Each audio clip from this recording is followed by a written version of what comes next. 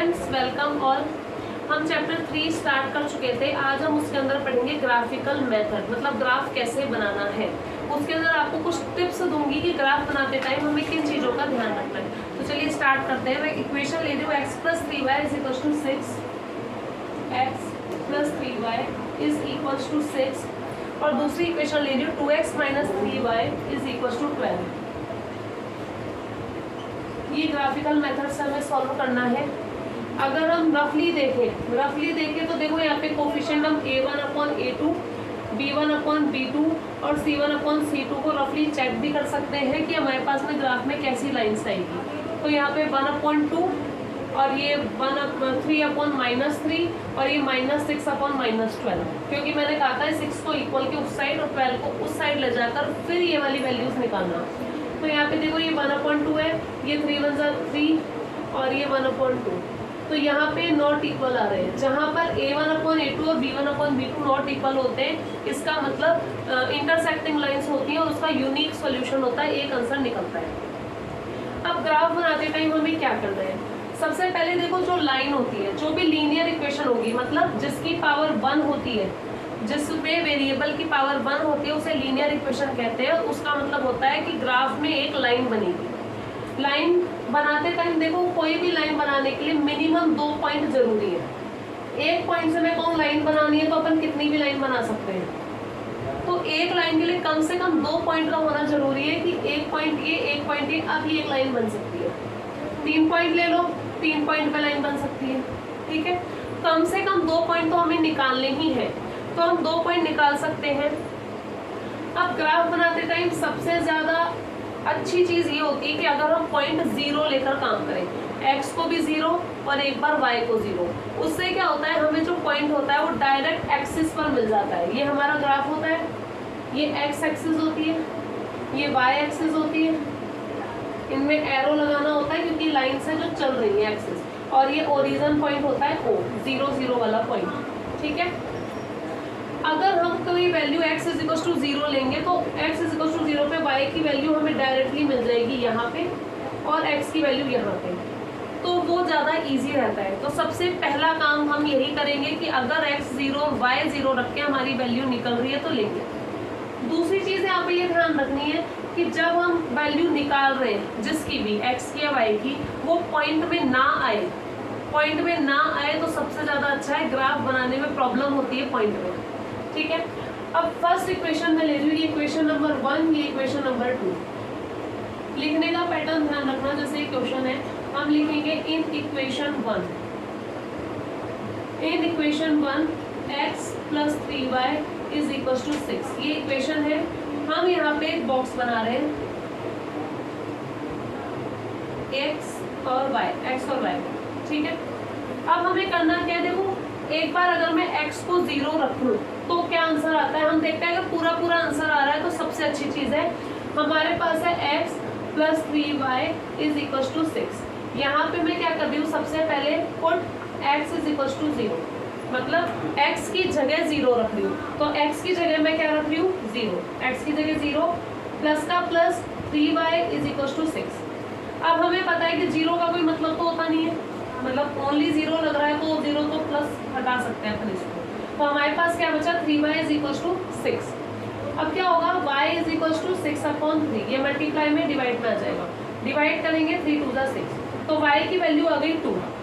ठीक है, हमने क्या करा? हमने पहले x को 0 लिया।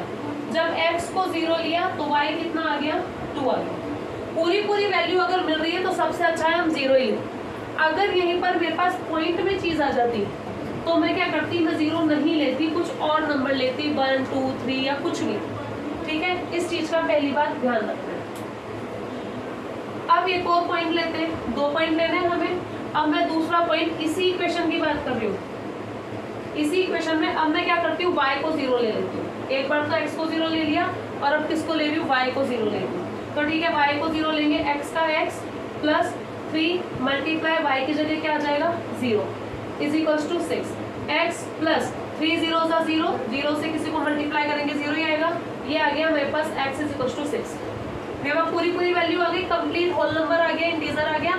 इसका मतलब ये हम ले सकते हैं। अब मैंने क्या किया था, पहले y को 0 लिया, तब x हमारे पास कितना आया 6। किसी भी लाइन को बनाने के लिए मिनिमम 2 पॉइंट चाहिए, मैंने 2 पॉइंट ले लिए। अगर आपको लगता है कि नहीं हमें 3 पॉइंट लेने हैं तो आप 3 भी ले सकते हैं। सबसे ज्यादा जरूरी 0 0 लोगे तो ज्यादा अच्छा काम रहेगा, कंफ्यूजन नहीं होगा ग्राफ बनाने में। अगर पूरा डिवाइड हो रहा है तो पूरा इंटीजर मिल रहा है, तो अगर पॉइंट में वैल्यू आ रही है डिवाइड नहीं हो रहा तो 0 को छोड़ देना, कोई और वैल्यू ले लेना। ठीक है, ये हो गई हमारी फर्स्ट लाइन। सेकंड इक्वेशन देखो, in equation second, in equation 2, second equation में हम क्या करेंगे, सेकंड इक्वेशन है 2x minus 3y is equal to 12। Same काम मैं इसके अंदर करने वाली हूँ, सेम काम मैं इसके अंदर भी करने वाली हूँ कि हमें क्या करना है, वैल्यू निकालनी है। अगर मैं x को 0 लूँ, देखो यहाँ से डायरेक्ट कैसे करना है, जल्दी से जल्दी वो समझ रहे हैं। अभी तो मैंने वैल्यू पुट करके बता दिया, दोबारा भी बता दूंगी। जैसे 2x minus 3y is equal to 12। अब मैं ले रही हूँ x को 0। x को 0 का मतलब ये पूरी की पूरी टर्म क्या हो जाएगी, 0 हो जाएगी।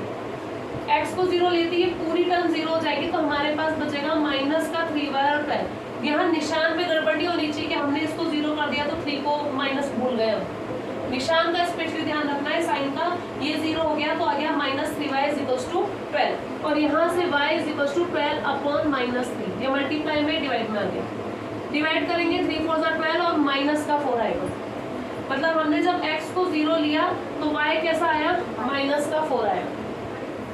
अगर डायरेक्ट समझ में नहीं आए तो यहाँ पे वैल्यू पुट कर लो, 2 multiply 0 minus 3y is equal to 12।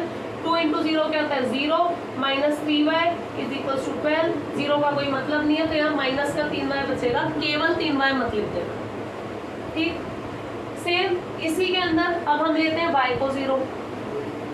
अब हम क्या कर रहे हैं, हम किसको ले रहे हैं, y को 0 ले रहे हैं। ठीक है, इक्वेशन हमारी ये है। अब मैं लेती हूँ y को 0। जैसे ही मैं y को 0 लूंगी, ये पूरी की पूरी टर्म क्या हो जाएगी, 0 हो जाएगी। और 2x माइनस 0 क्या होता है, 2x होता है। ठीक है, अब यहाँ पे माइनस का काम नहीं है, वहां पे था क्योंकि 0 माइनस 0 आगे था, माइनस में आई थी। अब ये 3y पूरी टर्म 0 हो गई, यहाँ बचा 2x, यहाँ बचा 12, और x इज इक्वल टू 12 में 2 का डिवाइड करेंगे, क्या आएगा 6। तो यहाँ पे हमने लिया y 0 और x कितना लिया 6। ठीक है, अब इसी क्वेश्चन को मैं बिना 0 के भी आपको एक चीज बता देती हूँ, क्योंकि मैं आप और भी क्वेश्चंस करोगे। जैसे आपका ये क्वेश्चन है 2x minus 3y is equal to 12। हम यहाँ पे वैल्यू रखते हैं।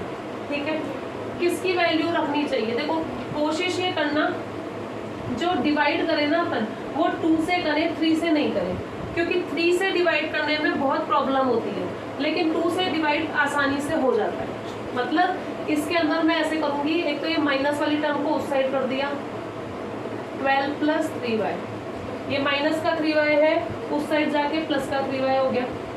अब यहाँ से x की जो वैल्यू निकलेगी, भाई 2 क्या है, मल्टीप्लाई में, तो पूरे के अपॉन में लग जाएगा। ठीक है, तो ये आ गया डिवाइड के अंदर आ गया। तो x की वैल्यू किस पे डिपेंड हो गई, y पे डिपेंड हो गई, डिवाइड किस में आ गया, 2 में आ गया। इसी इक्वेशन को अगर मैं ऐसे लिखती, मतलब मैं 3y को यहीं रखती और इस 2x को उधर भेजती, और फिर हम ऐसे करते माइनस का 3 अपॉन में। अब क्या हो गया, y x पे डिपेंड है, मैं x की वैल्यू रखूंगी तो y की आएगी, लेकिन यहाँ डिवाइड 3 से, और 3 से डिवाइड में कई बार प्रॉब्लम आती है। अगर क्वेश्चन में ही 3 है तब तो करना ही पड़ेगा, लेकिन अगर हमारे पास पॉसिबल है तो हमने 2 वाली को अपॉन में लिया है। अब क्या करना है, नॉर्मल तरीका बता रही हूँ, बिना 0 वाला। किसी भी इक्वेशन को x के इक्वल या y के इक्वल में कर लो पहले कन्वर्ट, या तो x के इक्वल में या y के इक्वल में, जो भी इजी लग रहा हो उसको कर लो। जैसे फर्स्ट वाली इक्वेशन है x plus 3y is equal to 6, तो मैं इसको x is equal to 6 minus 3y लिख सकती हूँ, प्लस का उधर चला गया, तो ये x के इक्वल में आ गई। ठीक है, या फिर मैं चाहूँ y के इक्वल में करनी है तो मैं क्या करूँगी, ये प्लस का x उधर जाके माइनस का x हो जाएगा, और y ये मल्टीप्लाई का 3 अपॉन में आ जाएगा। ठीक है, लेकिन अभी बताया 3 से डिवाइड करने में कुछ प्रॉब्लम होगी, वैसे भी वो ज़्यादा अच्छा था, इजी था, ये ज़्यादा इजी रहेगा। ठीक है। वैसे कोई रूल नहीं है कि तुम y को ही बराबर में लो या x को ही बराबर में लो, जैसा तुम्हें इजी लगे, सुटेबल लगे, x इक्वल या y इक्वल में तुम चेंज कर लेना। ये मेथड तो हो चुका है, ये इजी वाला मेथड है। मैं दूसरा वाला मेथड बता रही हूँ क्योंकि हो सकता है ना सब में जीरो काम नहीं दे रहा हो, इसलिए x इज इक्वल्स टू में ले लो, चाहे y इज इक्वल्स टू में ले सकते हैं, किसी में भी जो तुम्हें सुटेबल हो। अब क्या करना है, इधर जो चीज़ आई है उसकी वैल्यू तुम अपने मन से रखो, ये अपने आप आ जाएगी। मतलब मैंने y की जगह 1 रख दिया, मैंने y की जगह 1 रख दिया, तो x is equals to 6 minus 3 multiply 1, y की जगह 1, ये क्या हो गया 3 1 जा 3 और आगे। मतलब अगर मैं y को 1 लूंगी, जैसे इसी के अंदर मैं बॉक्स बनाती हूँ, कौन सा वाला है, ये वाला। अगर मैं इसको और लिखना चाहूँ तो मैंने क्या कहा कि अगर मैं y को 1 लूंगी तो x कितना आएगा 3 आएगा। तो इस तरह से और बन सकते हैं। आप चाहो कि नहीं मैं तो y इक्वल्स टू 2 लूँ तो 2 ले लो, 3 ले लो, माइनस में ले लो, 0 ले लो, कुछ भी ले लो। तो एक तरीका बताया कि आपको ये एक्स्ट्रा के नंबर कैसे निकालने। अगर मान लो 0 से डिवाइड नहीं, मतलब 0 से पूरा नंबर नहीं आ रहा, कुछ पॉइंट में आ गया, तो हमें कुछ तो नंबर निकालना ही पड़ेगा ना। उसको निकालने का तरीका ये वाला है। अब जैसे यही है, इसके अंदर मैं y की वैल्यू कुछ भी ले लूँ, मैं 1 लूंगी तो क्या होगा, ध्यान से देखना। अगर 1 लूंगी तो 3 1 जा 3 हो जाएगा। अब 15 में 2 का डिवाइड करूंगी तो पॉइंट में आएगा, और पॉइंट में आना नहीं चाहिए, पॉइंट में आना नहीं चाहिए। तो हमने यहाँ पे कुछ और लेना पड़ेगा। y1 से हमारे पास आंसर नहीं आया, हम ले लेते हैं y इज इक्वल टू 2, तो क्या आएगा देखो 12 प्लस यहाँ 2 लूंगी तो 3 2 जा 6 अपॉन 2, ये आ गया 18 अपॉन 2 और ये आ गया 9, मतलब y2 पे आंसर आ गया 9। ठीक है, तो अगर कभी 0 से हमें पॉइंट में आंसर आ रहा है, पूरा नहीं आ रहा है, तो इस तरीके से x बराबर में या y बराबर में कुछ भी रख करके इनको इक्वेशन को रीअरेंज करके और फिर हम अपने मन से वैल्यू पुट करते जाएंगे और आंसर निकालेंगे ऐसा जो पॉइंट में ना आए, पूरा पूरा इंटीजर आए। यहाँ तो फिलहाल मैंने 0 में बताया, कोशिश करना 0 में निकले तो ग्राफ भी बनाना बड़ा इजी होगा। कैसे, देखो ये x एक्सिस, ये y एक्सिस, ये डैश लगेगा, नेगेटिव वाली साइड होती है, एरो बीच में ये O पॉइंट होता है, ओरिजिन। अब हमें यहाँ पे इंटरवल लेने हैं बिल्कुल इक्वल इक्वल, वैसे आप लोग ग्राफ में बनाओगे तो इक्वल मार्क हो जाएगा।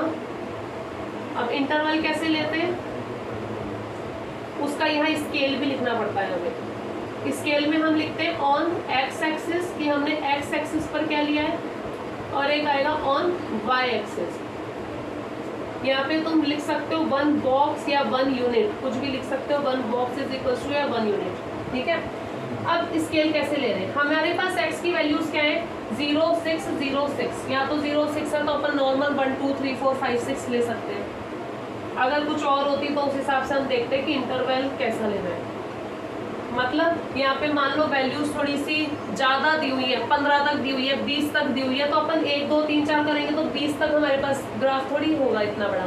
तो हम क्या करेंगे, उस कंडीशन में 2 2 का गैप ले लेंगे, 2 4 6 है। तब भी वैल्यू ज़्यादा हो रही हो तो हम 4 4 का गैप ले लेंगे। बस ध्यान रखना यार, जो भी गैप हो बराबर हो, 1 का हो, 2 की टेबल हो, 3 की टेबल हो, 4 की टेबल हो, 5 की टेबल हो, उस अकॉर्डिंग हमें काम करना है।